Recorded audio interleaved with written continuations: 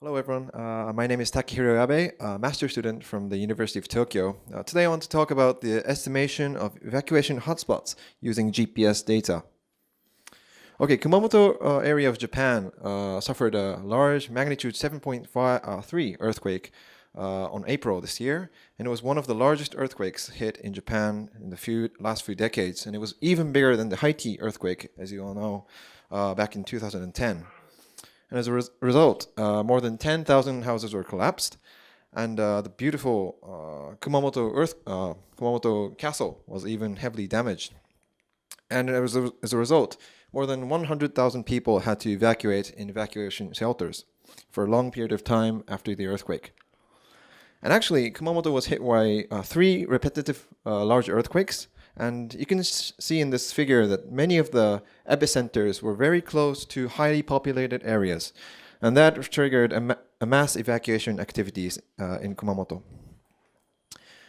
And as you can see in this newspaper article, one big issue in the Kumamoto earthquake was that there was a difficulty in grasping the locations of the unofficial evacuation shelters in Kumamoto City. This was because the last earthquake in Kumamoto area happened over 30 years ago, so many people didn't know where the official evacuation shelters were. So that resulted in a difficulty in inefficient distribution of supplies and shelters in Kumamoto City. Supplies and rescue was very difficult in Kumamoto. I'll quickly explain what official shelters and unofficial shelters are here.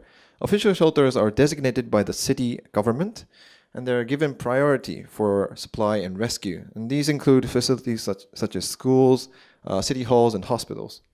On the other hand, unofficial shelters are not designated or not even designed to function as a shelter. And many of them are just formed by people gathering up randomly. And these include places such as parking areas, open spaces, and local stores. And these are very difficult to detect right away. So our goal is we want to detect the evacuation hotspots, especially the unofficial shelters, efficiently after a natural disaster. And there are several studies on estimating human mobility after disasters. However, these studies focus on individual movement after the disaster, and the detection of the evacuation hotspots has not been done yet in past research. So our objective here is to propose an efficient and accurate evacuation hotspot detection framework using mobile phone location data. Our method is put into two parts. The first part, we manually input the parameters. The parameters are the shapefile of the disaster hit area, the bandwidth of kernel density estimation, and also the grid size of the anomaly estimation. And in the second part, where we automatically detect the evacuation hotspot, we extract the location data, we use kernel density estimation and anomaly detection method to calculate the anomaly value of each 1 kilometer grid.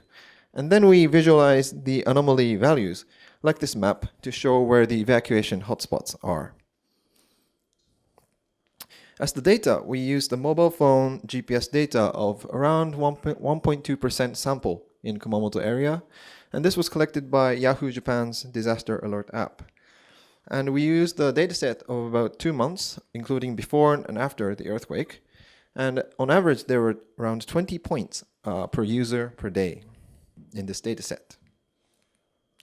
And I'll show you a video which visualizes the people movement in Kumamoto after the earthquake.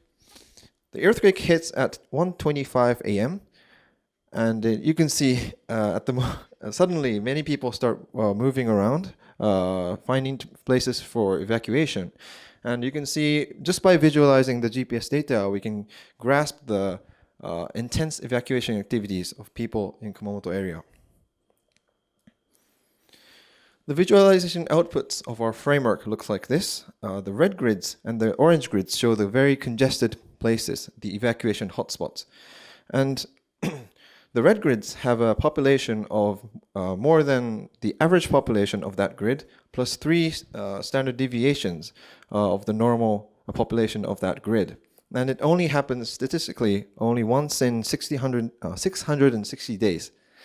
And the orange grids similarly have a population of more than the average plus 2 standard deviations, which only happens statistically once in only 40 days, more than 40 days.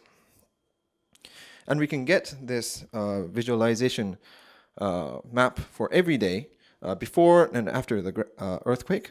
And I've shown here the number of congested grids before and after the earthquake. And as you can see clearly, there's a very intense increase of congested grids on earthquake day. And as the time passes after the earthquake, the number of congested grids gradually decrease. And 1 month after the earthquake, it's almost the same level as before the earthquake has hit. And to verify our results, we overlaid the estimated hotspots in red and orange with the official shelters, which are shown in the blue points like these.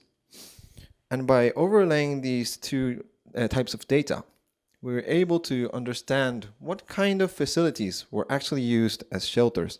So out of the many official shelters, facilities like city halls, schools, and hospitals were actually crowded and were actually used as official shelters.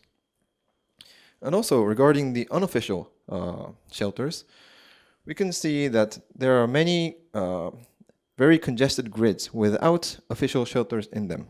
This means that these places were unofficial shelters where people just randomly gathered up.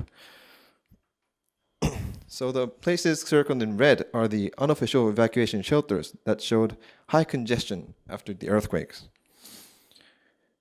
And by looking at them using aerial photos close up, we could see that unofficial shelters had features such as open spaces, parking areas of large shopping malls, and fields of schools and public facilities. So you can imagine many people, when the earthquake happened, gathering up in their cars, riding to some random open space like these, and that made it very difficult for the authority to grasp where the people were actually evacuating.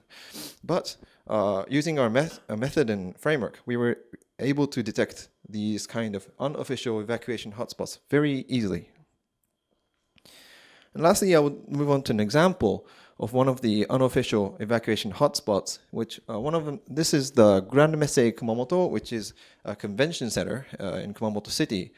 According to the newspaper article like this, shown in this picture, many people gathered for evacuation in these parking areas, like this. And I have plotted the population transition of this Grand Messe Kumamoto in this graph.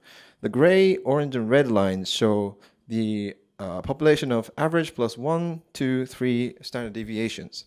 And you can see after the two earthquakes, the population in Grand Messe Kumamoto has risen very rapidly.